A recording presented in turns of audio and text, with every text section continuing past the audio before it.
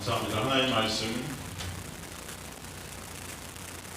마태복음 22장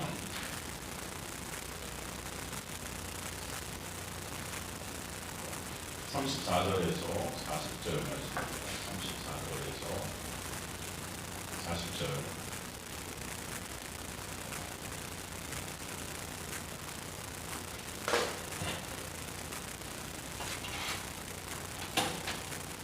마태복음 22장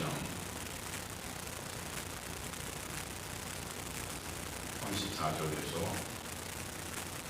40절까지 말씀, 여러분 찾으신 여러분 교독하도록 하겠습니다. 마태복음 22장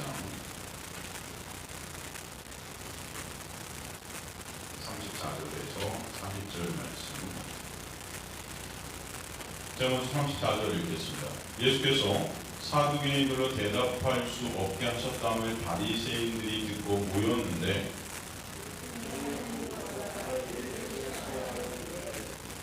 선생님 율법 중에서 어느 계명이 크니이까?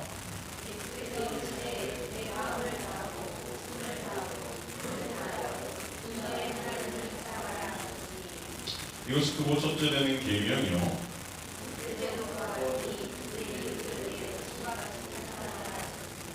되어 있습니다. 이 두 계명이 온 율법과 선지자의 강령이라. 아멘. 하나님 감사합니다. 오늘도 생명의 진리의 말씀을 통해서 생명 되시고 길 되시고 진리 되신 예수 그리스도의 놀라운 십자가의 그 은혜와 사랑을 조금이라도 더 체류하고 깨닫게 되고 알게 되는 주님의 귀한 역사와 여기 주의 백성들의 심중 가운데 있게 하여 주옵소서. 이 천한종은 가리시고 주님만 드러나고 예수 그리스도의 십자가의 보혈의 공로만을 바라보는 여기 주님의 백성들 될 수 있도록 인도해 주옵소서. 주님 감사합니다. 끝까지 주님께서 그때 역사에 가실 것을 소망하고 믿사오며 예수 그리스도의 이름으로 기도드리옵나이다. 아멘. 여러분 저번 시간에 우리가 살폈던 말씀 여러분 다 기억나십니까? 그 사두개인들 저번 시간에 했던 거 우리가 조금 복습을 해보면은 여러분 사두개인들은 어떤 자들이었죠? 특징이 부활이 없다고 믿는 자들이었죠. 그죠? 부활이 없다고 믿었던 그 사두개인들. 그들은 굉장히 지식적이었고 율법주의적이었고 그들은 모세 오경만을 믿었죠. 굉장히 부유한 사람들이었습니다. 이 현세, 이 지금 사는 이 삶 가운데 지배계층 가운데 있었고 거의 대부분의 대제사장들이 사두개인들로 이루어졌던 그런 모습들 우리가 볼 수 있죠. 그들은 이 세상에서 자신들의 영광과 칭찬과 인정, 그것을 율법을 통해서 아주 교묘히 잘 챙겨가졌던 자들이죠. 그런 인간들은 당연히 그 영광을 챙겨가지는 그 육이라는 것의 죽음이 전제로 된 그 부활이 싫은 거죠. 싫은 거예요. 인간은 그 육의 삭제가 그래서 죽기보다 싫은 것입니다. 다른 말로 은혜가 싫은 거예요. 은혜가 정말 싫은 거예요. 그러게 그 육 안에서, 육이라는 그 안에서 자신들이 신이 된 그런 사두개인들은 그 육의 죽음을 전제로 하는 부활 자체도 싫었던 것입니다. 그래서 그것을 믿지 않았던 거죠. 그리고 부활이라는 것은 온전히 뭘로만 되어질 수 있어요? 예수 그리스도의 십자가의 은혜가 아니면 안 되는 것이기 때문에 더욱이 싫었던 자들입니다. 그런데 그런 사두개인들의 모습 가운데 다 우리의 모습이 들어있던 거예요. 우리의 모습, 그죠? 여러분 부활을 진짜 원하십니까? 여러분 부활을 정말 원하신다면 여러분 육의 죽음이 전제되어야 되는데 이 육의 죽음을 원하세요? 그죠? 다 사실 가만히 보면은 내 육이라는 건 내가 바라는 소망, 내가 원하는 꿈들, 그 나라는 신이 된 나의 칭찬과 인정과 그런 것들을 바라는 그것이 삭제되어지는 것을 누가 바랍니까? 어떤 인간이 바래요? 우리 다 그거 안 바래요. 다 내가 높아지고 싶고, 내가 인정받고 싶고, 내가 칭찬받고 싶고, 다 그거 아닙니까, 여러분? 어디 가나? 여러분 무시당하는 거 좋으세요? 싫잖아요. 예수님처럼 개무시당하는 그 십자가에서 아무도 예수님 십자가 달리시는데 사람들이 다 떠나가요, 그죠?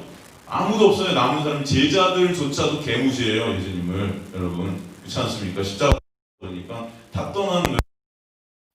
그 수많은 사람들이 예수님을 따라하는데 다 개무시합니다. 오히려 그냥 개무식보다도 완전히 밟아버리는 거죠. 그렇지 않습니까? 가만히 보세요. 좋냐고요. 예수님은 여러분 십자가에서 철저한 자기 부인 가운데 계셨던 분이에요. 근데 예수께서 뭐라고 그러시냐면은 내 제자가 되려면 너희가 십자가를 지고 나를 따르라 한단 말이에요. 자기를 부인하고. 그러니까 예수님 같은 그런 모양의 그런 십자가의 삶으로 너희를 이끌어 가시겠다는 건데 여러분 그게 좋냐고요. 진짜로 이 세상 가운데서 싫은 거예요. 그러니까 저와 여러분은 다 그런 부활이 싫은 것입니다. 예수 안에서 죽고 다시 새로운 피조물로 태어나게 되는 그 죽음을 거쳐야 되는 그 과정, 내가 그리스도와 함께 십자가에 못 박혀 죽었나니 그 죽음, 이걸 좋아하는 성도들은 세상에 아무도 없다. 뭐 예수 믿으면 복 받고 예수 믿으면 그 복이라는 것이 이 세상 사람들이 생각하는 그 세상 육적인 그런 복들이지 정말로 예수 그리스도 안에서 내가 죽는 그 복이냐고요. 여러분 그 복을 생각하자면 내가 이 세상 가운데 삭제당하는 그런 복, 그걸 여러분 생각하고 여기 오신 것입니까? 아니잖아요. 이 사두개인들도 마찬가지였어요. 이들의 모습이 우리의 모습이라는 거예요. 인간은 스스로의 힘으로 육의 죽음을 절대 입을 수 없는 자들이에요. 자기를 부인할 수 없는 자들이 인간들입니다. 죽을 때까지 생명이라는 것이 남아있는 한 인간들은 자기 긍정의 자리로, 그죠? 자기를 끌고 가려고 해요. 그죠? 그런 인간들에게 예수께서, 성령께서 우리 안에 오시면은 그 육의 죽음 가운데로 우리를 끌고 가시는 거예요. 인생 가운데, 말씀 가운데, 어떤 것을 도구로 쓰셔서라도 우리들을 주님의 그 십자가의 놀라운 은혜 앞으로 끌고 가신다는 것입니다, 여러분.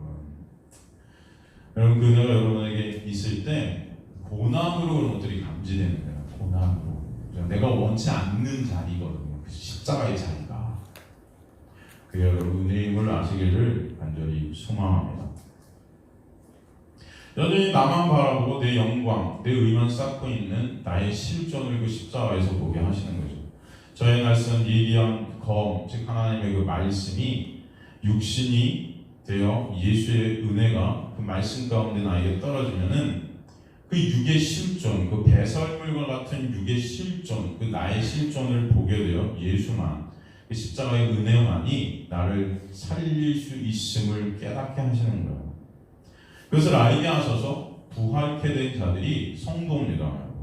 그러므로 주님은 은혜로 우리를 살게 하셨고 그런 은혜로 산 자들이 되게 하시고 그 은혜 가운데 찬송받으시는 산자들의 하나님이 되게 하시겠다는 게 이제 저번 시간에 우리가 살폈던 말씀이죠. 주님은 인간의 가능성과 능력, 배경, 조건, 노력이 아닌 오직 모르만 은혜로만 저와 여러분을 산자들 되게 하시는 거예요. 그죠? 모르만 은혜로만. 그죠? 그래서 하나님은 참 산자들의 하나님 되게 하시는 것입니다. 왜 그렇게 하셨다고 그랬어요? 하나님께서 여호와인 줄 알게 하시기 위해서, 그 은혜 깨닫게 하시기 위해서. 그 은혜 아는 것, 그 은혜 깨닫는 것이 뭐다? 곧 영생이라 그랬죠? 영생은 유일하신 참 하나님과 그가 보내신 자 예수 그리스도를 어떻게 하는 것이다? 아는 것이다. 그렇죠? 그래서 그 은혜를 알게 하시고 그 십자가만을 붙잡게 하시는 것, 그게 바로 산자들 되게 하시는 것입니다. 그래서 저번 시간 그 율법만을 의존하고 있던 사두개인들, 그 부활을 믿지 않았던 그들을 통해서 사실은 진짜 부활이 무엇인지 예수께서는 그 은혜를 우리에게 설명해 주셨던 것이 여러분 기억이 나실 줄 믿습니다. 그죠? 오늘 시간에 우리가 살필 말씀도 그 연속선상에 있는 말씀이에요. 주님께서 이제 직접 그 율법을 가지고 또 은혜를 설명하십니다. 이 사두개인들이 예수 앞에서 참패했죠. 아무 말도 못하게 되었어요. 그래서 아까 이제 바리새인들이 들었어요. 신난 거죠. 왜냐하면 둘은 원래 적대관계에 있었거든요. 그런데 예수께서 나타나시자 사실은 적대관계에 있던 이들이 함께 모이기 시작한 거예요. 왜냐하면 예수라는 새로운 적이 나타났거든요. 많은 군중들이 예수께로 다 몰리고 있거든요. 그러니 안 되겠거든요. 그러니까 같이 합심해서 뭔가 조치를 하자는 거죠. 그런 가운데 헤롯 땅도 가갖고 예수님한테 시비 걸고 이 사두개인들도 가갖고 시비 걸고 다 지금 참패하고 있는 거예요. 안 되는 거예요. 그러자 이제 이때다 뒤에는 우리가 가서 한번 꺾자 예수님을. 그래서 또 모인 게 이제 바리새인들입니다. 아무튼 인간들은 어떻게든 잘 모인 거 가만히 보면은 모이는데 목적이 있습니다. 목적이 모은 것 같으세요, 여러분? 하여튼 하여튼 내 이익을 챙기려고 모이는 거예요. 어떡하든. 예수께서 사두개인들로 대답할 수 없게 하셨다는 걸 듣고 바리새인들이 듣고 모였다 이렇게 돼 있잖아요, 그죠? 그래서 듣고 모였다는 헬라어 슈나우라는 것은 소집하다, 모으다 그런 의미가 있는데 그 가운데 싸우다 그런 의미가 있어요. 싸우다, 교전하다, 그리고 결합하다, 그리고 곡식을 쌓아두다 이런 의미들이 이 슈나우라는 모였다라는 이 헬라어 안에 있는데 이들이 모인 이유가 결국 뭐예요? 신이 된 나라는 우상의 이익과 유익을 위해서 서로 결합해서 싸우자는 것입니다. 결국 그 중심에 누가 있어요? 내가 있는 거예요, 여러분. 내가. 그죠? 그 자신들의 이익을 챙기며 곡식 쌓기를 하고 있는 나라는 재물을 쌓고 있는 그들의 모습을 갖다가 이 모였다는 이 말 안에서 볼 수 있다는 거예요, 여러분. 여러분, 성경 전체의 역사는 모이는 역사일까요? 흩어지는 역사일까요? 네? 성경 전체의 역사는 하나님께서 원하시는 역사가 모이는 역사일까요? 흩어뜨리는 역사일까요? 어떻게 생각하세요, 여러분? 모이는 걸까요? 흩어지는 걸까요? 그렇죠. 흩어지는 역사예요. 흩어지는 역사예요. 왜 하나님은 흩으실까요? 예? 왜 하나님은 흩으실까요? 인간들은 모이면요, 하여튼간 자신들의 유익과 이익을 위해서 하나님께 힘을 합쳐서 대적하려고 해요. 그게 뭐예요? 그렇게 쌓은 탑이 뭡니까? 바벨 아닙니까? 바벨. 그래서 우리가 서로 힘을 합쳐서 하나님의 자리에 오르자. 하나님께서는 그래서 예루살렘에도 3,000명, 5,000명 부흥이 이렇게 있게 돼서 어떻게 그들을 다 흩어뜨리시는 거예요. 근데 그들이 가는 곳마다 누구만을 준 거예요? 예수만을. 여러분, 인간은 홀로 고립되어져 봐야 누구만을 바라볼까요? 예수만을 바라보게 하시는 거예요. 그게 여러분 은혜임을 아시기 간절히 소망합니다. 그죠? 이 코로나 때문에 교회가 많이 흩어지는 것 같아요. 할렐루야. 좀 더 흩어졌으면 좋겠습니다. 저희 교회는 빼고. 농담입니다, 여러분. 여러분, 이게 모이는 것 중요하지만 더 중요한 것은 여러분 예수 그리스도와 함께하는 것입니다. 여러분, 이게 모였다고 좋은 게 아니고 여러분이 지금 내가 누구를 바라보고 있는가가 중요한 거예요. 그것을 꼭 잊지 마세요. 네, 소망합니다. 예수께 시선이 가고 있는가, 이게 굉장히 중요한 거예요. 이 인생 가운데서. 여러분, 인간은 모여서 그 모임 안에서의 힘을 보고 유익을 보고 이익을 보고 하잖아요. 그러면 예수를 못 보게 돼 있어요. 여러분, 그래서 이 모든 이런 어떤 상황과 이 배경 속에서 분명히 이런 하나님의 놀라운 은혜가 있음을 믿습니다. 여러분, 그래서 더욱더 예수 그리스도만을 바라보시는 주님의 백성들 되시기 주님으로 간절히 축원합니다. 그렇죠? 결국 이들이 모인 이유는 그들의 유익을 위해서 모인 거예요. 자신들과 적재적 관계에 있었던 사두개인들의 입이 막힌 것에 대한 자축함과 동시에 이제 남은 자신들이 예수를 꺾어서 예수를 향한 민중들을 다시 자신들에게로 돌이키고자 하는 그런 마음이 있었던 것이죠. 하나님의 말씀을 목숨 걸고 지켜 그것으로 사람들의 인정과 존경, 즉 영광을 챙겼던 그들의 모습은 결국 그 모든 것이 나라는 신의 유익과 이익을 위함입니다. 진정 생명 되시고 진리 되시고 참 하나님과 예수께는 관심이 없는 그런 종교인들의 모습이었다는 거예요. 우리가 교회에서 모이는 이유도 가만히 보면은 우리의 유익과 우리의 이익에 있다라는 그런 생각이 들 때가 저는 참 많습니다. 여러분 어떻게 생각하세요? 내가 원하는 것, 나의 희망, 나의 소망, 내 육의 편안함, 그 천국이라는 내가 죽은 후에 그 보장, 어떤 삶의 보장, 이랄까, 그죠? 그 생명 보장, 그 중심엔 결국 나만 있어요. 나의 가족, 나의 직장, 나의 건강, 그죠? 다 나 아닙니까? 다 나라는 것으로 모자이크되어 있는 것 같아요. 진정 하나님의 은혜, 예수 그리스도가 또 그가 십자가에 달리신 그 모든 것에 예수께 관심이 우리가 집중되어지고 있나 한번 생각해 보시기 바랍니다. 정말 오늘 우리가 이 자리에 모인 것이 정말 그 예수를 더 알고 싶은, 그 은혜를 더욱더 깨닫고 싶은 그런 간절한 마음이 우리 안에 있어서 모인 것인가? 아니면은 뭔가 내 유익, 내 이익, 내가 원하는 것, 이 세상에 그런 것들을 좀 이루어지고 싶어하는 그런 마음 때문에 하나님께 좀 부탁드리고 거래하고 싶어하는 그런 마음이 있는 것인가?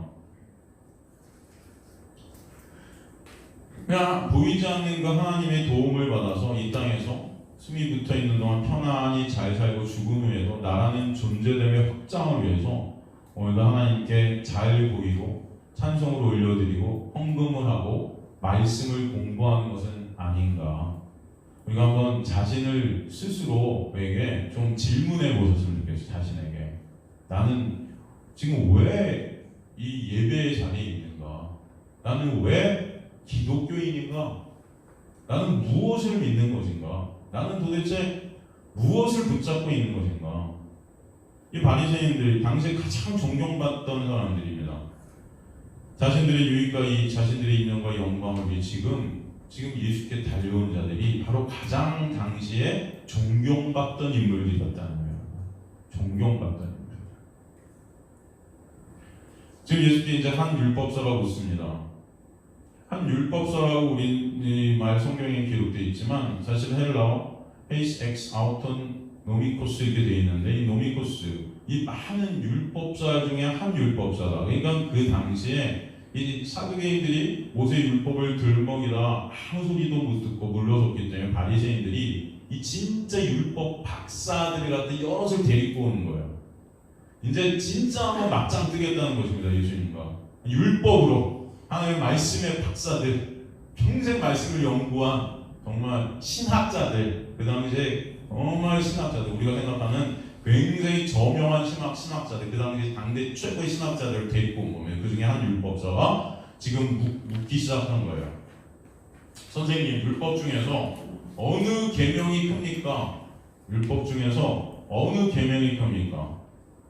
여기서 율법 중에서 이 노모스, 엔토노모 이렇게 되어 있는데 이것은 구약 전체를 말씀하는 것입니다. 구약 전체 중에서 어떤 계명이 크니까 호야 엔톨레 메갈레 그랬어요. 메갈레라는 그 최상급입니다.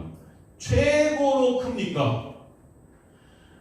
그러니까 이 계명이 많은 계명들이 있는데 뭐가 가장 위대하고 큰 계명입니까?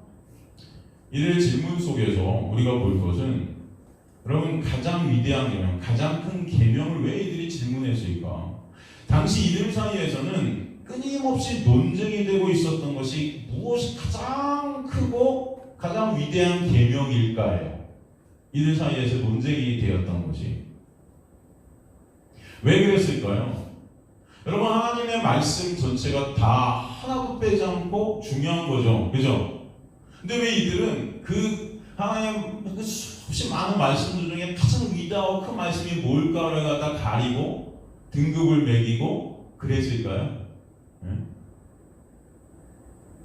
지금 이들이 질문한 가장 위대하고 큰 계명이 무엇입니까에 어떤 의미가 들어있는 걸까요?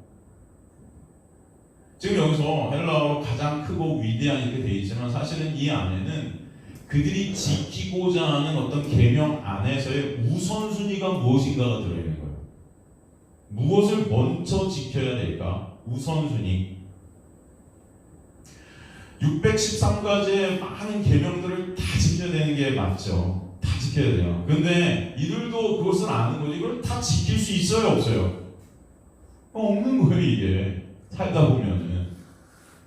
그러니까 이 강교한 생각이 드는 것입니다. 이 중에 가장 중요한 것을 가려내서 이것들을 그래도 지키면 나는 마치 다 지킨 양 생각되는 거예요.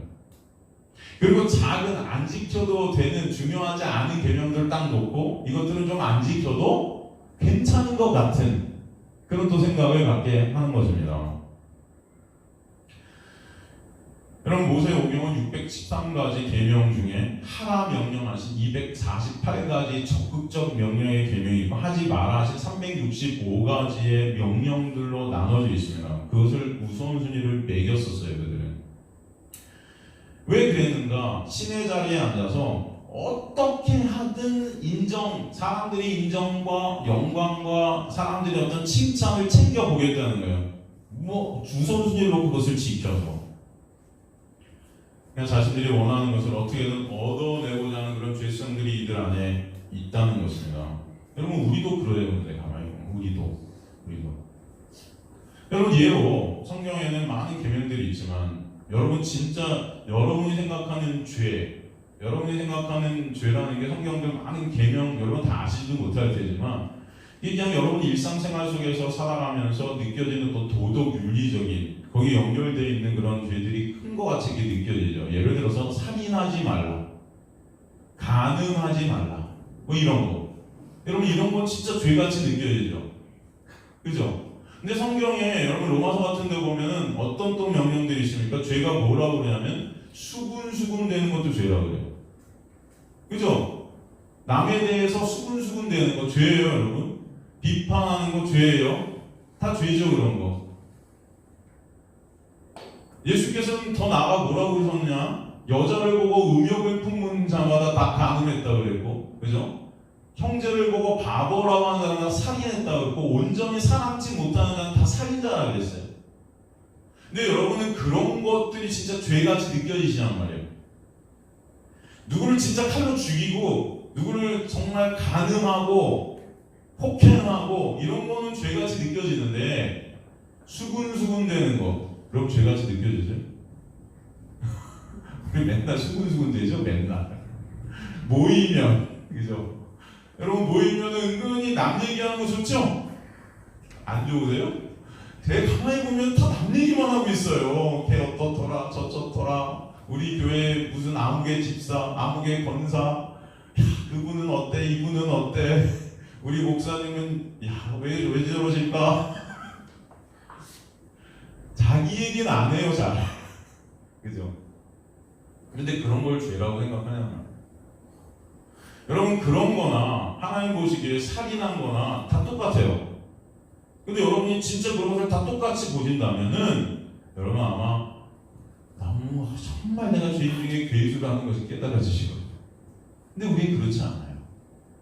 사람들의 생각, 어떤 이 세상 속에서의 관념 속에서의 어떤 죄라는 것만 죄 같아요. 진짜 살인하고 죽이고 뭐 이런 것들. 여러분 인간들이 지금 이 바리새인들도 마찬가지로 그런 등수를 내서 1등, 2등, 3등 정말 큰 계명, 작은 계명들을 매겨서 정말 중요한 것들을 지키면 마치 나는 굉장히 하나님의 백성이냐 그렇게 생각이 들게끔. 근데 수군수군 되는 것 같은 건 좀 안 지켜도 죄책감이 없는 거예요. 괜찮은 거죠. 우리도 똑같다는 거예요. 그러니까 인간들은 어떻게든 나의 칭찬을 챙기려 합니다. 나의 인정을 챙겨요. 나는 괜찮은 자라고 생각하고 싶어 해요. 나는 참 이 정도면 신앙인이야. 난 이 정도면 되는 거 아니야? 그게 바로 신이 된 인간의 모습이라는 것입니다. 지금 기독교가, 종교가 다 이래요. 그죠? 그냥 교회마다 그냥 주일날 말씀 지키기 도전을 하고 있는 거예요. 지키지도 못하는 말씀들을 갖다 지키라고 끝에 가서는 일주일 동안 이렇게 사십시오, 이렇게 지키십시오. 다들 이러고 있잖아요. 마치 그거 하면은 그 몇 가지 하면은 하나님의 백성이냐? 지키지도 못할 거고 하나님 말씀에는 다 지켜도 하나를 어기면 다 어겼다 했는데도. 그러니까 지금 예수님 앞에 가고 진짜 중요한 계명 하나만 좀 얘기해봐라. 진짜 중요한 계명. 그러면 내가 그거 지켜드릴 테니까. 그래서 정말 하나님의 백성, 하나님의 능력이 나에게 있음을 증명해 보이고 싶은 거죠. 그런 분들에게 주님은 두 가지로 모든 계명을 요약해서 말씀하십니다. 뭐죠? 하나님 사랑과 이웃 사랑. 이렇게 딱 두 가지로 간결하게 그들에게 설명하죠. 10계명 1번에서 4번까지는 하나님 사랑이고 5번에서 10번까지는 사람 사이에서의 사랑이에요. 그죠? 그런 관계. 그들은 지금 예수님의 대답에서 그들이 당시에 전통으로 삼고 있었던 그 율법에서 벗어난 어떤 대답이 나오길 바랬을 것이에요. 그래서 예수님을 이단으로 몰고 싶었을 것입니다. 그래야 대중들의 관심에서 끊어지기 때문이죠. 근데 주님은 오히려 613가지 율법을 지금 두 가지로 정확히 압축시키셔서 그들에게 정확히 말씀해 주셨던 거죠. 그 첫째는 큰 계명이 뭐다? 햄 메갈레카이 프로테, 이게 처음 으뜸 가장 큰 계명이 무엇이다? 내 마음을 다하고 목숨을 다하고 뜻을 다하여 주 너의 하나님을 사랑하라. 이게 첫 번째 아주 가장 중요한 계명이야, 그 말씀하세요. 예수님의 이 말씀은 신명기 6장 5절에서 따온 말씀입니다. 신명기 6장 5절. 그래서 신명기 6장 5절 한번 볼까요? 신명기 6장 5절 보면은 너는 마음을 다하고 뜻을 다하고 힘을 다하여 내 하나님 여호와를 사랑하라. 사실 이 말씀은 유대인들이 성전이나 가정에서 매일 2번씩 소리 높여 외쳐서 암송한 말씀입니다. 매일 유대인들은 이 말씀을 성전이나 집에서 매일 2번씩을 큰 소리로 외칩니다. 그리고 유대인들은 이 말씀을 문의 오른쪽 기둥에 기록하고 또 이것을 기록한 작은 양피지를 상자에 넣어서 끈으로 이것을 이마와 왼팔에 잡아 메고 다녔습니다. 그러니까 이렇게 하는 것은 이 말씀을 어떻게든 온갖 노력을 다해서 어떻게 하겠다? 지키겠다. 하나님을 사랑해 보겠다. 그런 의지와 모든 것이 들어있는 거죠. 마음을 다하고 뜻을 다하고 힘을 다하고 결론은 그 모든 것을 다해서 하나님을 어떻게 하라? 사랑하라. 여기서 마음이란 카르디아라는 것은 중심, 진정한 이 마음속 깊은 거죠. 흉내내거나 연기내는 게 아닙니다. 척하면 안 돼요, 여러분. 마음속 깊은 것 중심으로서 하나님을 사랑해야 된다는 것. 목숨을 다한다는 푸시케, 이것은 뭐예요? 전인격. 이 육적인 생명, 그러니까 생명 걸고 하나님 사랑해요. 생명 걸고 예배 드리고, 생명 걸고 찬송 드리고, 생명 걸고 신앙생활 해라. 여러분, 뜻을 다하여 디아노이아, 이것은 지적 능력, 생각, 이해력, 내 의지, 무조건적 맹목적인 그런 맹신이 아닌 분명한 이해와 통찰력을 가지고 하나님을 사랑하라. 그 모든 것을 홀레 다하여, 이 모든 것 안에서 인생의 삶 모든 것을 통해서 모든 전인격으로 하나님을 사랑하라.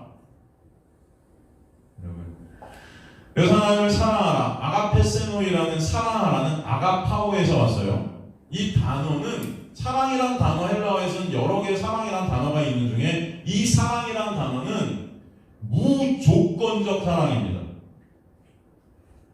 하나님을 사랑하는데 너 모든 것을 다해서 사랑해야 되는데 조건이 거기 걸리면 안 돼요. 무조건적으로 그 하나님을 너의 모든 인생, 너의 모든 것을 다해서 사랑해야 되는 거예요. 이게 첫 번째 개념입니다. 이해가 되세요? 여기서 너는 그 하나님을 사랑하라가 신명기 히브리어 원어는 웨아하부타예요. 웨아하부타. 당시 이 문장, 하나님을 여호와를 사랑하라 웨아하부타라는 이 문장을 히브리인들이 낭독할 때 아주 이것을 가장 높은 음으로 이 단어를 길게 뽑아서 낭독을 했습니다. 이 문장을 낭독할 때는. 그래서 사람들이 그것을 들을 때 이 마음속 깊은 곳에서 전율이 느껴지도록 그렇게 낭독을 했었어요, 이스라엘 사람들이. 저는 안 되는데 우리 신승아 집사님한테 부탁을 해야 되나? 이거 하여튼 이 가장 높은 서로의 이거 길게 뽑았다는 거예요. 전율이 느껴지도록 그렇게 사랑하라. 여러분, 이런 사랑을 할 수 있을까요? 네? 무조건적으로 하나님을 이렇게 모든 것을 다해서 사랑할 수 있는 게 인간일까요? 무조건적, 절대적 사랑. 하나님께서 여러분의 건강, 여러분의 사업, 여러분의 자녀, 나라는 그 육을 갖다가 삭제시켜 가실 때, 무너뜨려 가실 때 여러분 원망, 불평 1%도 안 하고 하나님을 사랑할 수 있습니까? 무조건적으로, 절대적으로? 자신 있으세요? 네? 저희 어머니가 제 설교를 항상 듣고 계세요, 미국에서. 그래서 저희 집사람한테 그랬대요.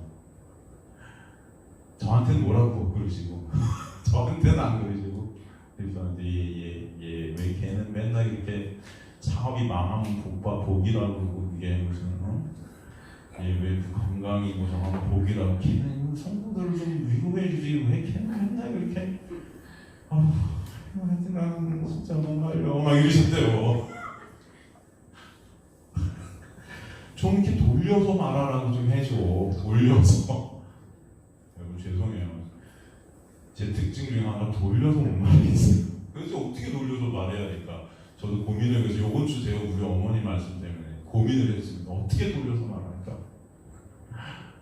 아니 지금 여러분 이런 말씀도 지금 무조건적으로 절대적으로 하나님을 사랑하는데 정말 여러분 인생 가운데 여러분이 원치 않는 일들이 있을 때 정말 무조건적으로 절대적으로 하나님께 감사와 찬송이 계속 나올 수 있냐고요. 사랑하냐고요 그 하나님을. 그러면 원망하고 불평하는 마음이 1%도 없냐고요. 있죠. 여러분이 원치 않는 게 막 이루어지고 힘들고 하면 하나님께 불평과 원망이 갈 수 있을까요 없을까요?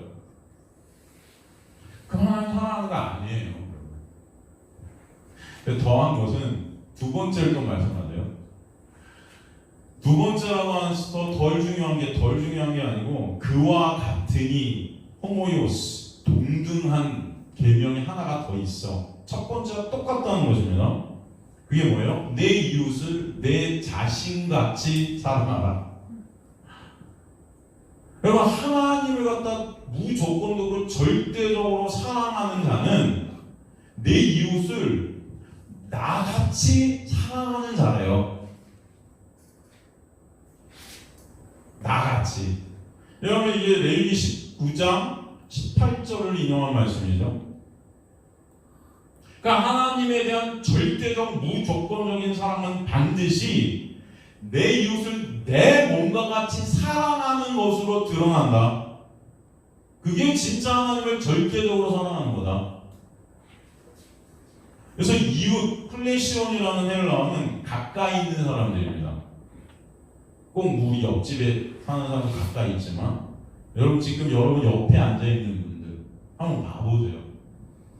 나같이 사랑하십니까? 네? 근데 옆에 있는 그래도 우리는 여러분 옆집 사는 분들은 제가 그냥 고를게요. 옆집 사는 분들이 뭐하고 있는지 모르잖아요 여러분 잘. 그들이 아픈지 코로나가 걸렸나 코로나 요즘 걸리면 알겠구나. 그건 빼고 우리 공동체 봅시다. 우리 공동체 이 옆에 있는 분들 한번 봐보세요 여러분. 내 자신같이 사랑하세요?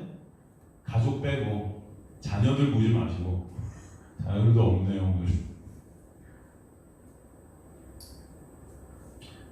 여러분 죄된 인간은 내 자신, 자기 자신에 대해서는 굉장히 조건 없이 관대하고 나를 갖다가 굉장히 잘 용서해주고 나를 굉장히 매순간 사랑하는 우리의 모습들을 봐요.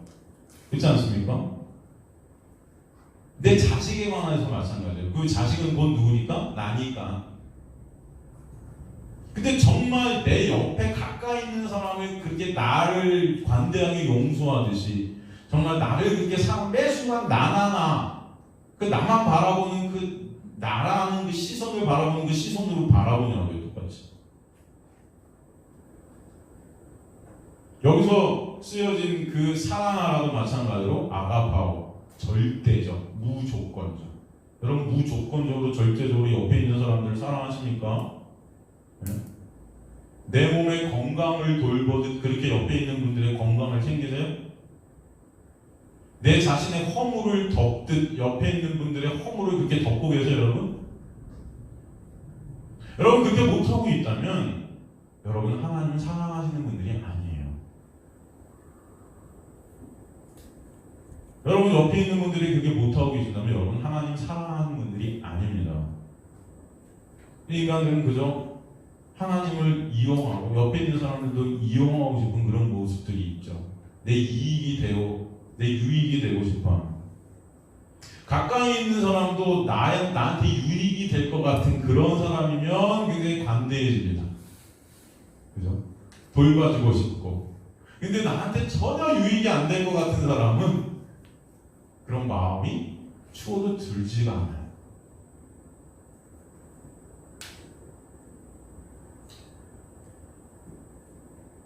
제가 예전에 말씀드렸지만 이런 하나님의 명령, 이런 말씀들 우리는 이것들을 갖다 지키려 여러분 지금까지 얼마나 노력했는지 몰라요.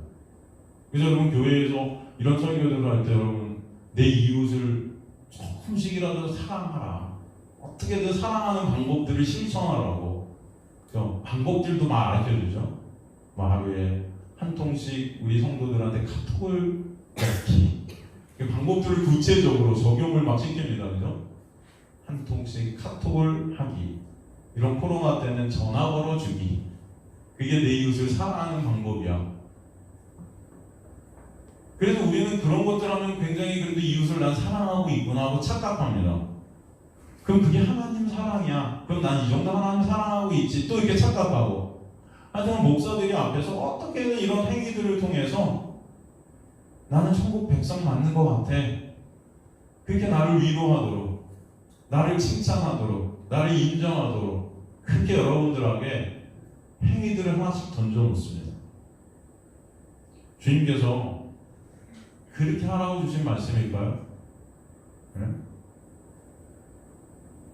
어떤 분들은 그런 말씀을 해요. 하나님께서 예수께서 이렇게 명령하신 것은 인간들이 지킬 수 있을 거니까 주신 명령이지 지키지도 못하는데 왜 명령을 주셨겠어? 말되죠 여러분. 이렇게 보면 또 네? 성경에 있는 명령들을 인간들이 지킬 수 있으니까 주셨겠지 이것을 왜 지키지도 못할 인간들에게 주셨겠어? 라고 그렇게 말씀하는 신학자들이 있어요. 그러니까 어떻게 해야 된다는 거예요? 이건 죽어라 지켜야 된다. 그럼 이스라엘 백성들은 이것을 죽어라 지키려고 했죠. 안 되니까 척하고, 그죠? 그래서 예수께서 그들을 보고 뭐라고 그래요? 외식하는 자들이라고, 연기하는 자들, 척한다 그래서. 그럼 이런 말씀을 통해서 우리가 이것을 지키라고 주신 말씀일까요? 여러분 한번 여기 손 들어보세요. 진짜 평생 여기 교회 다니신 분들이 제가 볼 때 꽤 되세요, 그죠? 엄마 뱃속부터 나는 교회 다녔다. 계세요 여기? 엄마 뱃속부터. 없으세요? 혹시? 있으세요? 김은경 우리 음악 부장님? 엄마 뱃속부터 다니셨어요?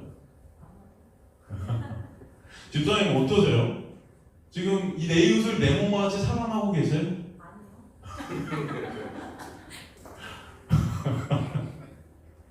아 진짜 집사님은 50 정도 신앙생활을 하신 죄송해요. 40년 정도 생활을 하신 건데 제가 보니까 40년 생활 동안에 내 이웃을 내 몸과 같이 사랑하신 적이 있으신 것 같으세요? 없죠. 저한테 누가 한번 물어보세요. 목사님은 있으세요 그럼? 질문만 하지 마시고 직접 대답 좀 해보세요. 없어요. 저는 솔직히 되게 열심히 노력했습니다. 근데 진짜 한번 해보려고. 왜 하루에 3시간씩 기도하고 불 받으면 될 것 같아서 성령 받으면 되겠지. 막 성령이 내 안에서 가득 차면은 그래갖고 그렇게 막 3시간씩 기도하고 어쩔 때 막 우리 옛날에 독일에서 이렇게 활동할 때 친한 테너 독일 친구가 있었어요. 애가 너무 착해. 진짜 너무 착하거든요.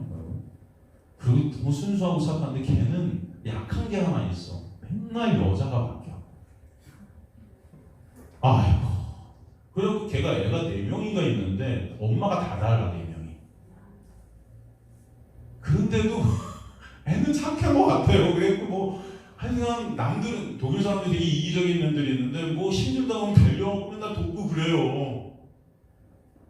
제가 베를린에 그 베를린 슈타소파라는 데 오디션이 있어. 다니엘 바렌보임이라는 그 지휘자를 만나러 딱 가는데 잘 데가 없어. 갑자기 걔네 집에 자게 됐는데 걔랑 같이 걔 아들들 딸들을 만나러 갔었던 적이 기억이 나요. 근데 엄마가 달라. 전 그때까지 몰랐어요. 얘가 엄마가 다 달라. 그때 여러분 제가 3시간씩 막 기도했던 때거든요. 그 아이들을 보면서 주님 이들을 불쌍히 여겨주세요 하면서 걔네들을 막 껴안고 기도해주고 한국말로 독일 막 하도 알아듣지도 못하는 한국말 알아듣지도 못하는 독일 애들한테 한국말로 기도해주고 마치 그런 막 하면 그 저녁과 잘 때 제가 하나님이 된 것 같아요. 난 이렇게 이웃을 사랑하고 있는 것 같아. 걔네들 위해서 기도해주고 막 그러면서 순간 어떤 마음이 드냐면 내일 오디션은 분명히 하나님이 복 주실 거야. 잘 듣게 해주실 거야. 이런 생각도 들고 여러분 목사님 진짜 유치하시네요. 너무 저한테 그러지 마세요. 여러분들 다 그러지 않으셨어요? 저만 그래요? 전 그래요. 유치해요. 그거 어떻게 해요? 하여튼 그러면서 굉장히 3시간, 4시간씩 기도하고 그들 막 바라보고 막 예수님의 눈으로 난 바라보려고 내가 예수님 같이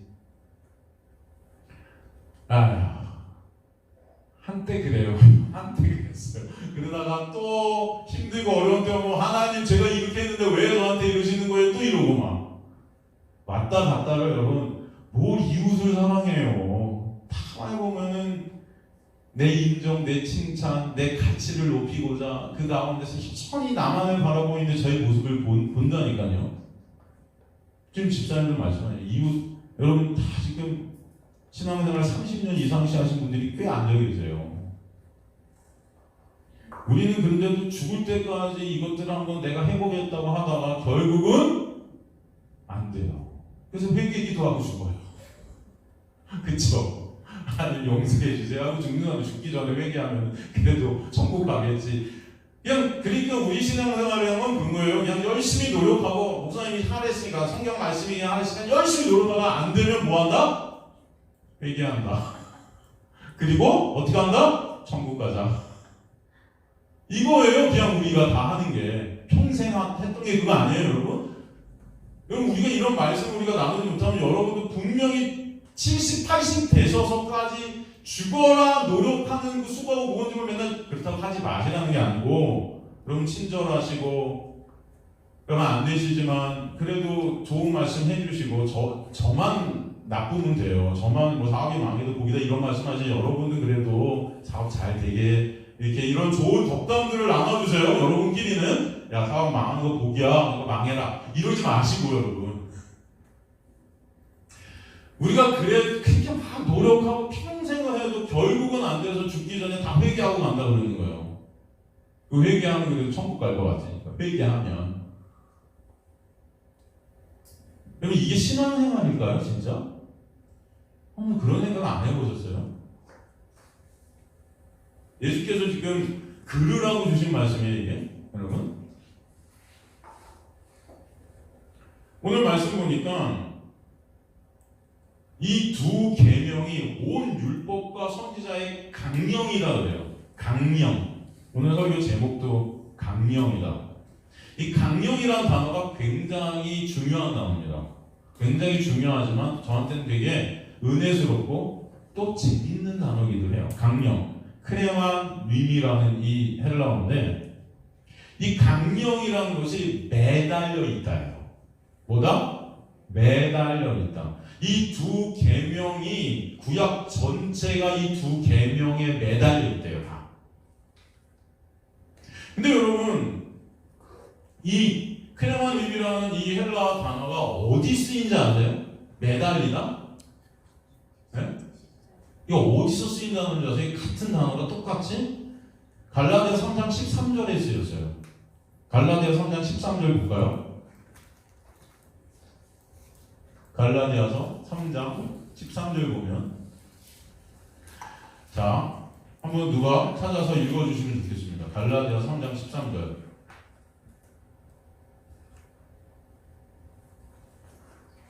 그리스도께서 우리를 위하여 전제를 받은 바 되사 율법의 저주에서 우리를 순상하셨으니 기록된 바 나무에 달린 자마다 저주 아래 있는 자라 하였습니다. 여기서 이 단어가 어떤 단어일까요? 나무에 달린.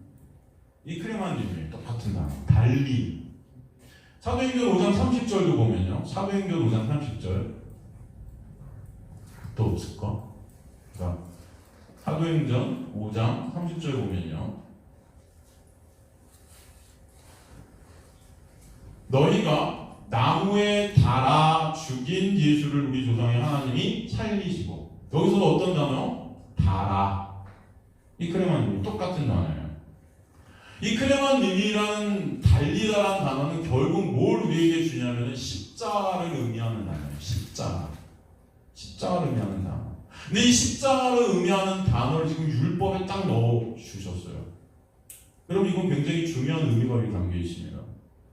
온 율법이 구약 전체가 이 두 계명에 매달려 있는데 이 두 계명에 매달린 이 두 계명으로 십자가에 매달리신 예수께서 그 십자가에서 이 모든 율법을 다 성취하셔서 우리가 이것을 거저 은혜로 값없이 입은 자 되게 하셨다.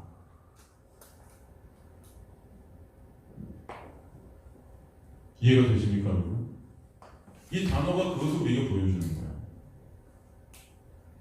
결국 주님께서 오늘 이 율법을 우리에게 딱 첫 번째, 두 번째에서 모든 율법을 압축해 이게 중요한 율법인데 결국 이 율법을 통해서 우리에게 봐야 될 것은 뭐다? 이 율법을 지키라는 것이 아니고 십자가에 달린 예수 그리스도를 보라는 것입니다. 내가 왜 십자가에 달렸겠니? 여러분이 율법 다 지켜서 여러분이 힘과 노력으로 하늘나라 갈 수 있으면 예수께서 십자가에 안 달리셔도 되지. 이 세상을 직접 창조하신 그분께서 이 땅에 육신에 갇힌 그런 저주받은 몸으로 오셔서 무소부재한 그분께서 저주받은 몸으로 오셔서 왜 십자가에 달리셔서 저주를 다 받아내셨어야 되냐고요. 여러분이 율법 지켜서 하늘나라 가시지. 지금 하나님께서 주님께서 이 명령을 우리에게 보여주신 것은 우리에게 이것을 너네는 지킬 수 있다 없다? 없기 때문에 내가 이것을 다 갖고 십자가에 크레만님이 매달렸어 라는 것을 알려주시기 위함이라는 거예요. 이해가 되시죠? 여러분은 다 사실은 오늘 이 말씀을 다 아시는 거예요. 여기다 제가 말씀드렸던 것들이 다 들어있기 때문에. 그래서 사실은 제가 오늘 본문을 좀 건너뛰고 다른 본문으로 갈까도 했습니다. 그런데 그래도 복습하는 그런 생각에 다시 한번 여러분과 말씀을 나누려고 오늘도 이 말씀을 나누는 것입니다. 우리가 복습을 조금 해보면 제가 예전에 그런 말씀을 여러분께 드렸었는데 이스라엘 백성이 출애굽할 때 어떻게 출애굽을 했죠? 무엇을 통해 출애굽을 했죠, 여러분? 그렇죠? 어린 양의 피, 그 피를 문설주 물방에 발로 그 안에 있는 자들만 살지요. 그들이 출애굽하게 된 거예요. 그죠? 여러분 출애굽이 의미하는 게 뭐죠? 애굽이 의미하는 건 뭡니까? 애굽. 이집트가 의미했던 게 뭐죠? 세상이죠? 이 세상을 뜻해요. 이집트는. 출애굽했다는 건 뭐죠? 그 세상인 이집트에서 우리가 빠져나왔다는 거죠. 곧 그것은 영적인 하나님의 백성들의 구원을 뜻하는 거죠. 그죠? 여러분 이해되시죠? 그렇다면 다시 말해서 하나님의 백성들이 어떻게 구원을 받게 되었나? 피로. 뭐로? 피로. 그 어린 양의 피. 그 어린 양의 피가 뭘 의미하는 거죠? 예수 그리스도의 십자가의 보혈. 여러분 다 아시죠? 이거 다 아시는 거죠?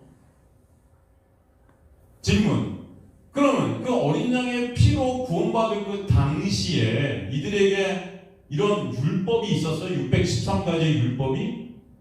그 예수께서 이런 율법을 두 가지 이렇게 딱 잘라 하나님 사람과 이웃 사람 너네 이거 해야 돼, 지켜야 돼 라고 명령한 이런 명령들이 있었습니까? 없었습니까? 있었어요? 없었어요? 그 당시에? 없었어요. 없었어요. 그렇다면 여기서 우리가 알아야 될 첫 번째 구원이라는 것은 율법과 상관이 있다 없다? 상관이 있다 없다? 없다. 그러니까 여러분의 말씀 지키든 못 지키든 그것으로 구원은 상관없다. 그것과 구원은 상관없다. 근데 우리는 그렇게 생각돼요. 지금까지 신앙생활하면서 하나님의 말씀과 구원이 상관이 없다?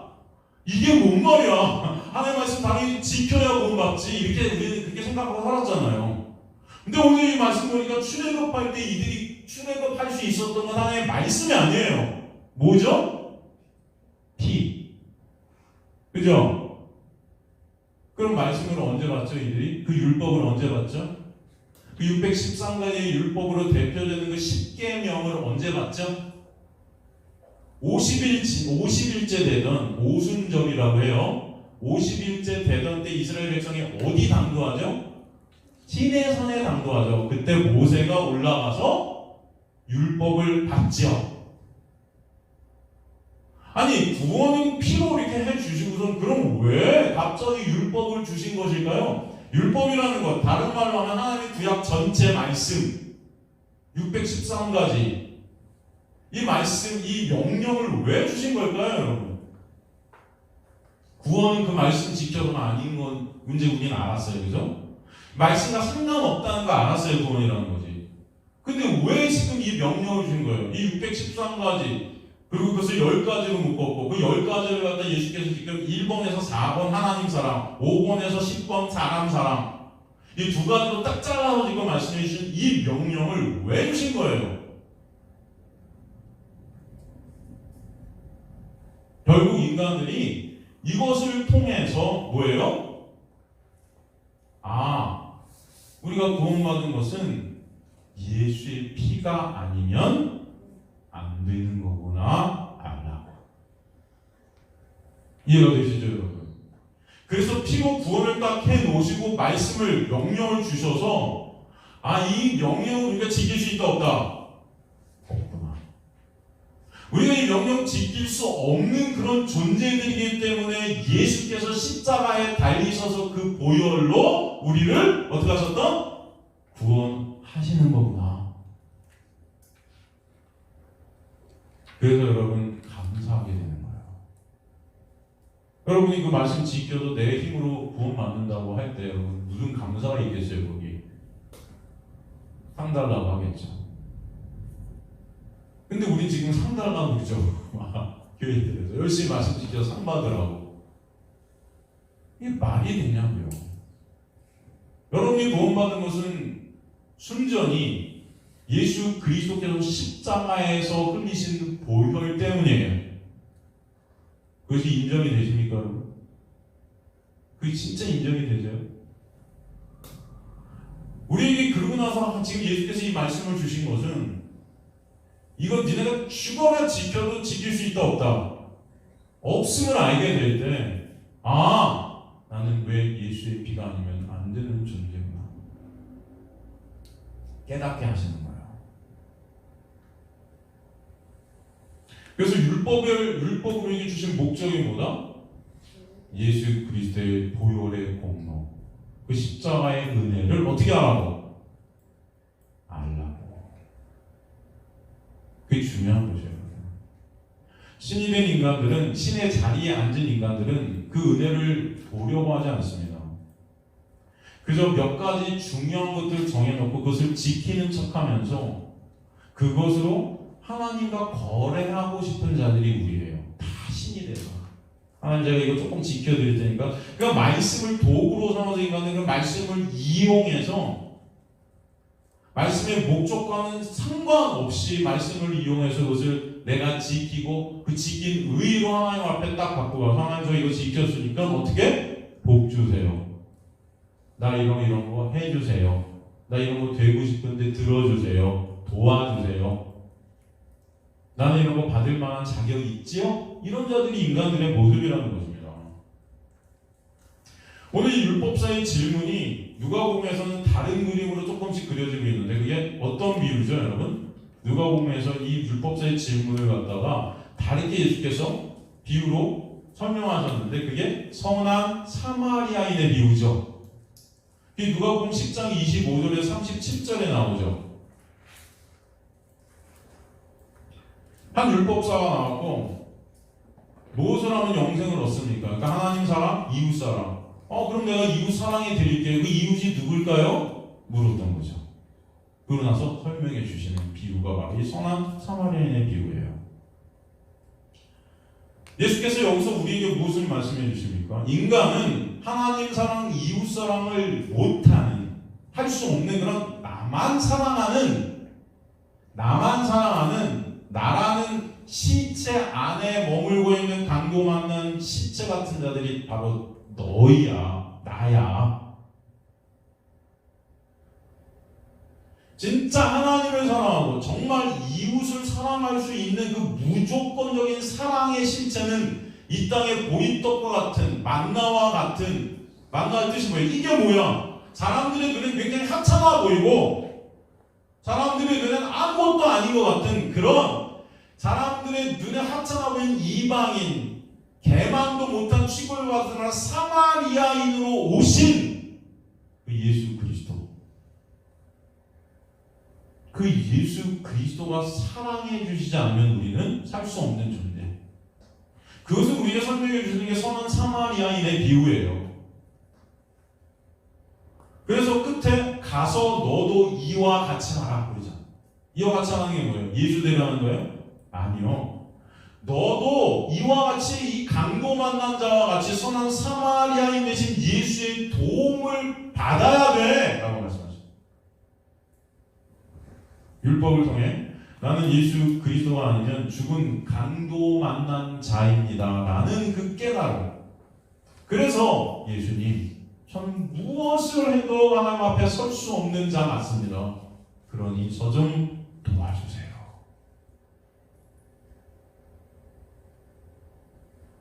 오늘 본문은 바로 진정 하나님 사랑과 이웃 사랑의 본체 되신 그 예수께서 십자가에 달리심으로 말미암아 그 율법의 강령, 그 매달림이 되셔서 그저 우리가 값없이 율법의 정죄에서 자유케 하시고 하나님 사랑, 이웃 사랑하는 자로 여겨지게 해주시겠다는 말씀이에요. 그 예수의 십자가의 은혜가 아니면 안 된다고 우리에게 설명해 주신 것입니다. 요한일서 4장 9절에 10절 보면 하나님의 사랑이 우리에게 이렇게 나타난 바 되었으니 하나님이 자기의 독생자를 세상에 보내시는 그런 말미암아 우리를 살리려 하심이라. 사랑은 여기 있으니 우리가 하나님을 사랑한 거래요? 아니요. 그런 말씀을 왜 주셨겠어요? 예수님께서 지금 너희가 이 계명 첫 번째 제일 큰 거 하나님 사랑해. 두 번째 네 이웃을 이용해서 사랑해. 그런데 갑자기 하나님을 우리가 사랑한 것이 어떻다? 아니다.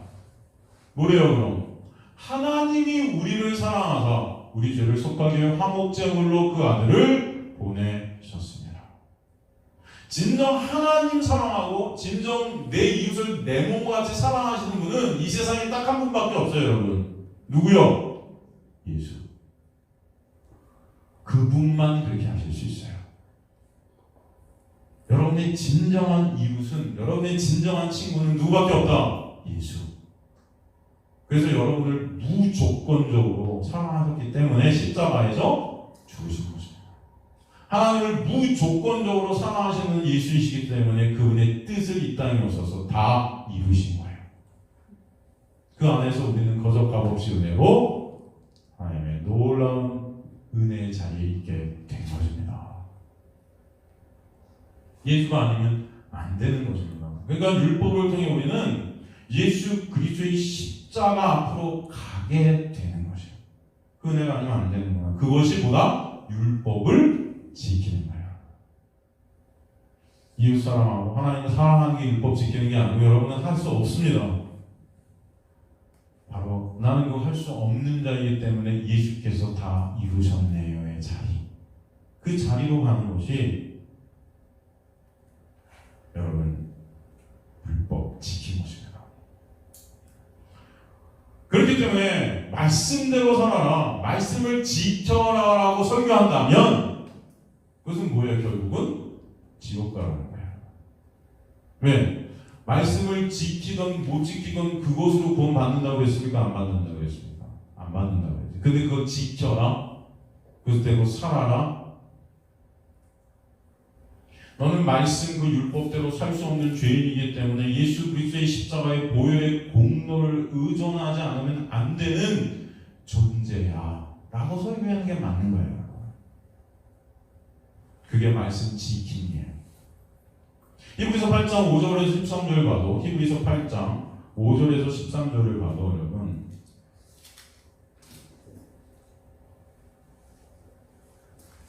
그들이 섬기는 것은 하늘에 있는 것의 모형과 그림자라 모세가 장막을 지으려 할 때 지시하신 것과 같으니 이르시되 산과 모든 것을 산에서 내게 보이던 본을 따라 지으려 하셨느니라.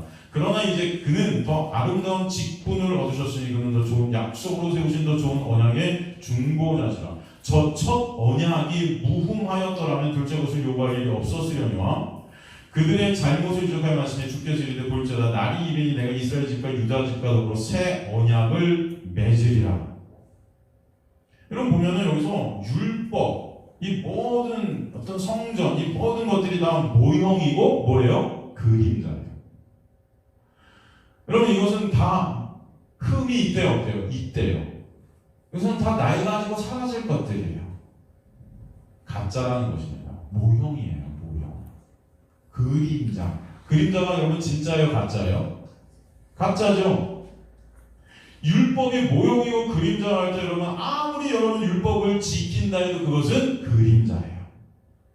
아무리 여러분이 하나님의 말씀을 지켜도 그 지킨 것으로 하나님을 쓸 수 있어요, 없어요? 없어요. 그럼 가짜이기 때문에. 이해가 되십니까? 그럼 신구약 전체 성경 66권을 통틀어서 율법이라는 단어가 어디 제일 많이 있는 줄 아세요? 이 율법이라는 단어가 신구약 전체에서 어느 책에 가장 많은지 아세요? 뭐 마태, 마가, 누가복음, 뭐 창세기 뭐 이렇게 66권의 성경책들이 있죠. 1등이 어딘지 아세요? 1등?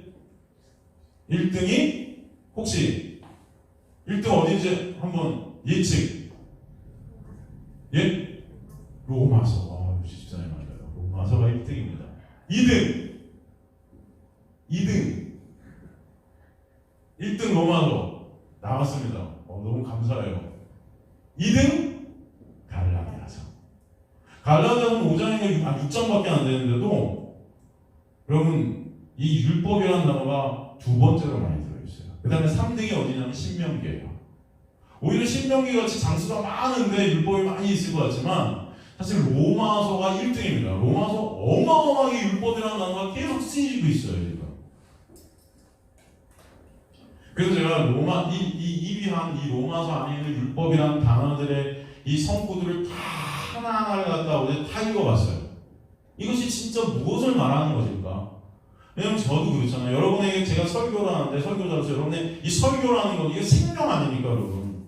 여러분 나중에 하나님 앞에 섰을 때 진짜 이 생명 아니에요, 이게? 근데 이거 제가 잘못 설명해 드리면 여러분 생명이 평생 지옥으로 갈 수도 있다 이런 생각이 드는 거죠. 그래서 이 로마서 갈라디아서 1등, 2등한 율법이 쓰인 것들을 다 꼼꼼히 전부 읽고 헬라어도 다 찾아봤어요. 이게 뭘 의미하는 것인가? 이해가 되십니까? 로마 3장 19절 같은 데 보면은 로마 3장 19절 우리가 알고 뭐냐? 우리 율법이 말하는 것은 율법 아래 있는 자들에게 말하는 것인데 율법 아래 있는 자들 여러분 전체입니다. 다 우리 인간 모두 이는 율법이 우리에게 무엇을 말하고 있는가? 이는 모든 입을 어떻게 한다? 막아버린다. 그리고 온 세상으로 하나님의 어디 아래에 있게 한다? 심판 아래에 있게 합니다. 인간들의 모든 입이 막아져요. 할 말 없게 만드는 거예요. 왜 할 말이 없어요? 여러분이 이 율법을 다 지켰다면 할 말이 많겠죠. 나 이거 지켰잖아요 하고 하나님 앞에. 그러니까 나 이거 해주세요, 저거 해주세요. 근데 이거 지킬 수 있다 없다? 하나님을 절대적으로 무조건적으로 사랑하고 내 이웃을 내 몸과 같이 절대적으로 무조건적으로 사랑하는 거 이거 있을 수 있다 없다? 없다. 할 수 없으니까 입이 막히는 거예요, 여러분. 주님, 저는 허탈할 수 없는 그런 죽은 시체 같네요.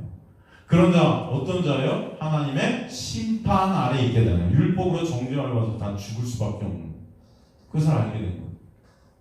그죠?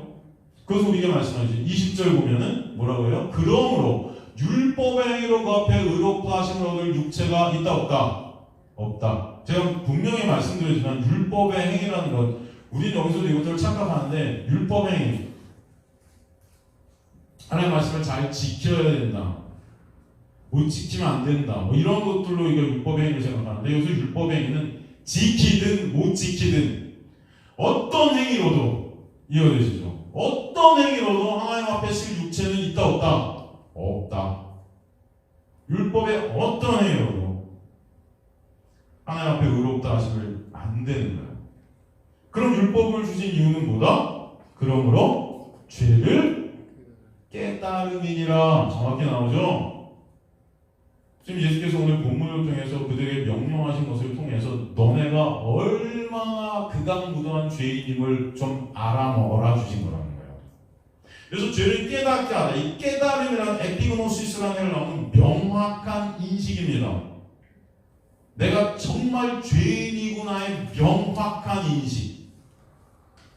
이 헬라어 에피그노시스가 구약에 어디 쓰였냐면 호세아서 4장 6절에 쓰였어요. 호세아서 4장 6절 가볼까요? 내 백성이 지식이 없음으로 망하노라. 여기서 지식이라는 단어가 에피그노시스예요.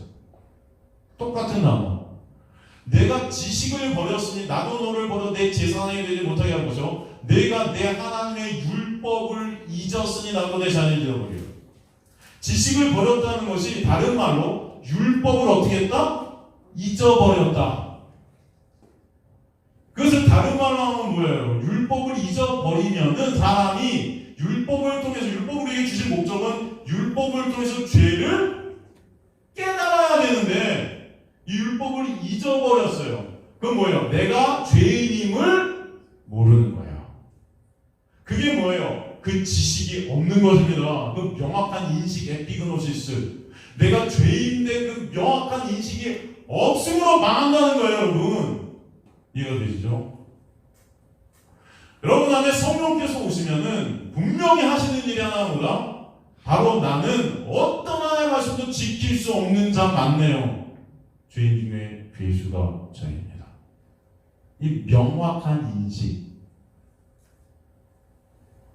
그래서 죄가 뭐다? 예수 믿지 않는 것.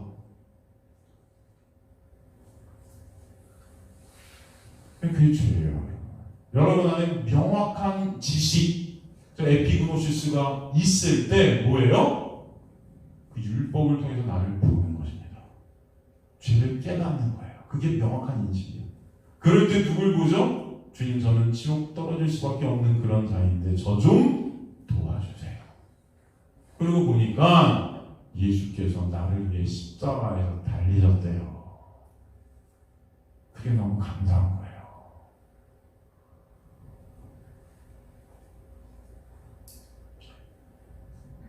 여러분, 하나님의 놀라운 은혜를 그래서 모르는 자들이 결국 망하는 것입니다. 로마 3장 21절, 이제는 율법에 의해서 하나님의 한 의가 나타났대요. 그 명확한 인식이 있고 하나님 저 어떡하죠? 전 지옥에 떨어질 수밖에 없네요. 저는 죄인 중에 괴수 많네요. 저는 가망 없는 자 많네요. 그런데 하나님 거기서 끝내지지 않으세요. 율법에 하나님 한 의가 나서 율법과 선지자들에게 증거를 받은 것이라. 하나님의 한 의가 나타났으니 증거를 받았대요. 증거. 이 증거를 받았다는 증거가 뭐냐면은 알려주시다, 보여주셨다. 어떻게 보여주셨어요? 누구로 보여주셨어요? 이것을 예수 그리스도로 보여주신 거예요. 예수께서 너희 대신 십자가에서 그 모든 저주를 다 받으셨어. 그죠? 그리고 그 놀라운 은혜 가운데 믿음을 선물로 우리에게 주셔서 그 자리가 바로 나의 자리였음을 깨닫게 하시고 바로 그 예수만이 진정한 사랑이고 은혜임을 알게 하시는 것. 그것이 곧 뭐다? 영생이다 말씀하신 거예요. 로마서 5장 12절에서 21절도 보면 로마서 5장 12절, 그러므로 한 사람으로 말미암아 죄가 세상에 들어오고 죄로 말미암아 사망이 들어왔으니. 여기서 한 사람이 누구죠? 아담. 이와 같이 모든 사람이 죄를 지었으므로 사망이 모든 사람에게 이르렀고 죄가 율법 있기 전에도 세상에 있었으나, 그죠? 율법이 없었을 때는 죄를 죄로 여기지 못했었어요. 기준이 뭔지 몰라서. 죄는 있었어요. 그러나 아담으로부터 모세까지 아담의 범죄 같은 죄를 짓지 아니한 자들까지도 사망이 왕노릇하였으니 아담은 오실자의 모형이라. 오실자가 누구죠? 두 번째 아담, 예수. 그러나 이 은사는 그 범죄와 같지 아니하니 곧 사람의 범죄를 인해 많은 사람이 죽었은즉 더욱 하나님의 은혜와 또한 한 사람 예수 그리스도의 은혜로 말미암아 선물은, 은혜로 말미암은 그 선물은 많은 사람에게 넘쳤느니라. 또 이 선물은 범죄한 한 사람으로 말미암은 것이 같지 아니하니 심판은 한 사람으로 말미암아 정죄에 이르렀으나 은사는, 은혜는 많은 범죄로 말미암아 의롭다 하심에 이르느니라. 한 사람의 범죄로 말미암아 사망이 그 한 사람을 통하여 왕노릇하였은즉 더욱 은혜와 의의 선물을 넘치게 받은 자들은 한 분 예수 그리스도를 통하여 생명 안에서 왕노릇하느니라. 그런즉 한 범죄로 많은 사람이 정죄에 이른 것 같이 한 의로운 행위로 십자가에 놀라운 예수 그리스도가 하신 그 일로 말미암아 많은 사람이 어떻게 해요? 의롭다 하심을 받아 생명에 이르러느니라. 한 사람이 순종하지 아니함으로 많은 사람이 죄인 된 것 같이 한 사람이 순종함으로 많은 사람이 의인이 되었도다. 율법이 들어온 것은 범죄를 더하게 하려 그러나 죄가 더한 것에 은혜가 더욱 넘쳤느니라. 이는 죄가 사망에서 왕노릇한 것 같이 은혜도 또한 의로 말미암아 왕노릇하여 우리 주 예수 그리스도로 말미암아 어디에? 영생에 이르게 하려 함이라. 여러분, 율법은 무슨 좋은 거예요. 율법을 통해서 우리는 예수가 아니면 안 되는 우리의 실존을 보기 때문입니다. 그리고 그 예수 그리스도의 십자가에 놀라운 그가 하신 그 뭐예요? 그 역사, 그 은혜, 그 은혜가 얼마나 놀라운 것인지 차고 넘치게 하시는 거예요. 그 은혜가 여러분에게 있음을 하시길 간절히 소망합니다. 로마서 8장 1절의 4절을 보면 그러므로 이제 그리스도 예수 안에 있는 자에는 결코 정죄함이 없으니 이는 그리스도 예수 안에 있는 생명의 성령의 법이, 은혜의 법이 죄와 사망의 법에서, 율법의 법에서 너를 어떻게 했다? 해방하였느니라. 율법이 육신으로 말미암아 연합하여 할 수 없는 그것을 율법을 지켜서 하나님 앞에 갈 수 없다는 거예요. 저게 육신의 연합함으로 인간은 그 율법을 지킬 수 있다 없다? 없다. 그것을 하나님은 하신다. 곧 죄로 말미암아 자기 아들, 하나님이 어떤 일을 하셨어요? 그래서 율법을 지킬 수 없는 우리를 위해서 하나님께서 그 아들을 죄 있는 육신의 모양으로 하면서 육신의 죄를 거기 정해버리셨어요. 담당시켜버리셨어요. 육신을 따르지 않고 그 영을 따라 행하는 우리에게 율법의 요구가 율법의 그 정죄가 이제 이루어지지 않는다. 아시겠죠, 여러분? 로마서 9장 30절에 32절도 보면 그런데 우리가 무슨 말을 하려? 의를 따르지 아니한 이방인들이 의를 얻었으니 곧 믿음에서 난 거다. 행위에서 난 게 아니라는 거예요. 의의 법을 따라간 이스라엘은 이게 뭐예요? 율법을 지켜서, 내가 지켜서 그것을 인간의 의로 만들어서 따라갔던 그 이스라엘은 오히려 율법에 이르지 못했다. 인간들이 볼 때 율법에 이르는 것 같아요. 율법 지키니까. 근데 그것은 율법에 이르지 못하는 거라는 거예요. 여러분 이해가 되십니까? 성경 전체는 지금 은혜를 우리에게 설명해 주시고 계신 것이죠. 32절도 보면은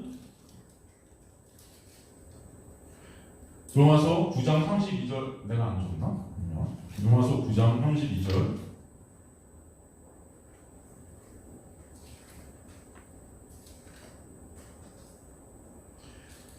어찌 그러하냐 이는 그들이 믿음을 의지하지 않고 행위를 의지하느냐. 율법의 행위를 의지해서 뭐예요? 부딪힐 돌, 반석 대신 예수 그리스도께 오히려 다 부딪혀버렸다.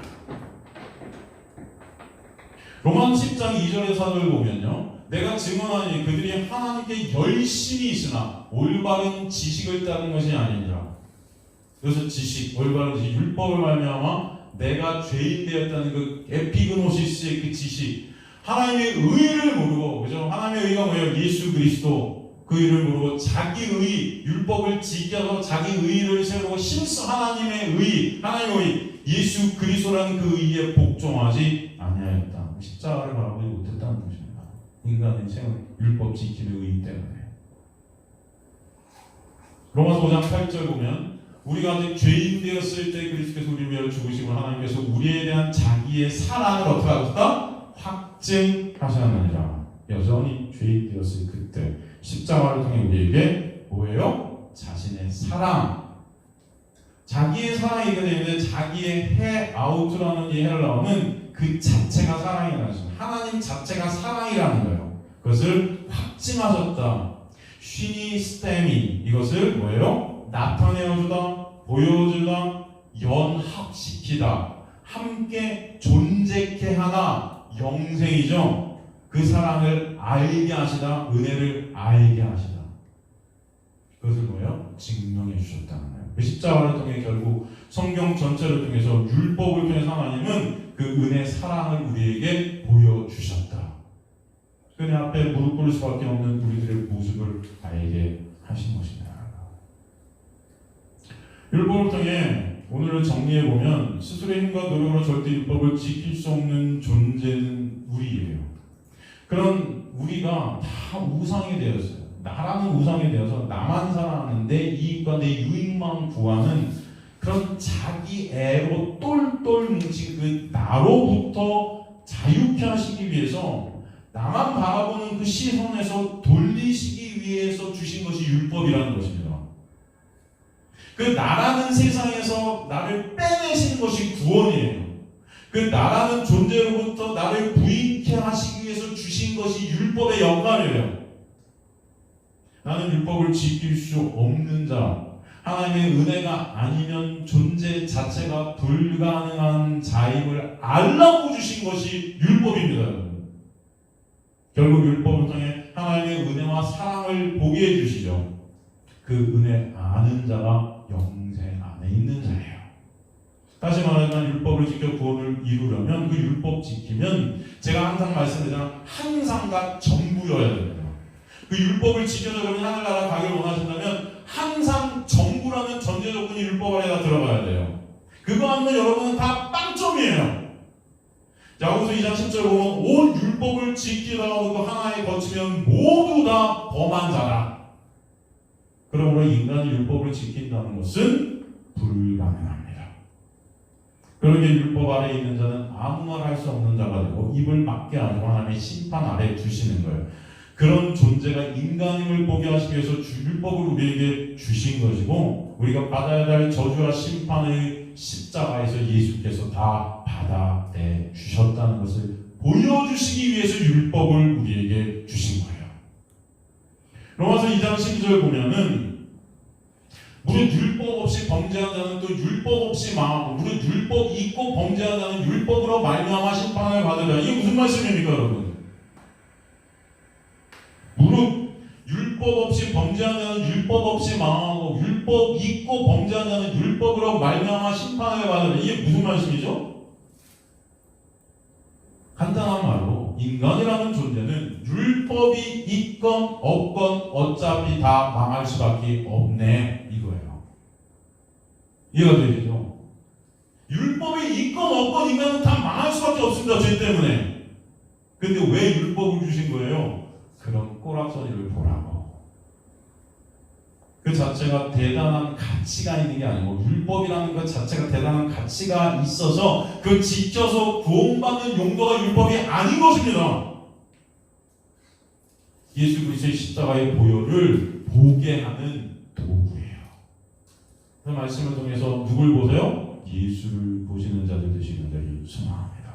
말씀 전체를 통해서 예수 그리스도의 십자가의 보혈, 율법을 통해 하나님의 말씀을 통해 하나님의 놀라운 십자가의 은혜를 아는 자들, 그 자들이 성도들임을 저는 믿습니다. 그 예수 바라보시는 그 예수께 여러분 모든 마음이 가게 되는 은혜가 여러분 인생 가운데 있게 되길 주님으로 간절히 축원합니다. 여러분 아시겠죠? 율법과 은혜 이것들을 여러분 잘 정리하셨으면 좋겠어요. 이것이 정리가 안 되면은 우리는 그저 그냥 말씀 지키면 복 받고 못 지키면 벌 받고 뭐 이런 것이 기독교고 안 된 거는 그냥 회개하면 천국 갈 수 있는 것 같고 그냥 거기에 다 머물러 있다가 하나님 앞에 섰는데 하나님께서 난 널 도무지 알지 못하지만 뭐라고 하시겠어요? 여러분이 천국 들어가 계시는 것은 오직 예수 그리스도의 보혈의 공로 그것 때문이에요. 그래서 여러분 잊지 마시기를 주님을 간절히 축원합니다.